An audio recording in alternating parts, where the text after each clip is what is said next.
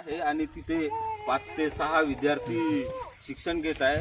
शिक्षक नसल्यामुळे हे विद्यार्थी 2 दिवस झाले आहे शाळा चालू झाली आहे. शिक्षक नसल्यामुळे हे विद्यार्थी शिक्षणापासून वंचित आहेत. तसेच हे अंगणवाडीचे विद्यार्थी एकूण 13 विद्यार्थी आहेत. काही दिवसाआधी रानतुर्ती गावाचे काही लोकांचे पुनर्वसन झाले.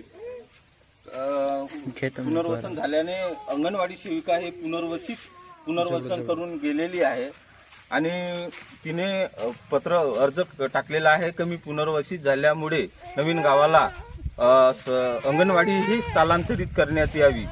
काही दिवसाआधी हा पत्र आम्हाला तिला दिला होता, पण आम्हाला आता त्या महिला व बाल विकास अधिकाऱ्याला मागणी आहे का यांच्या पोषक आहाराची व शिक्षणाची आम्हा पालकांना चिंता लागलेली आहे की आता इथं अंगणवाडी सेविका आणि पोषक आहार कसं काय मिळणार बा. आणि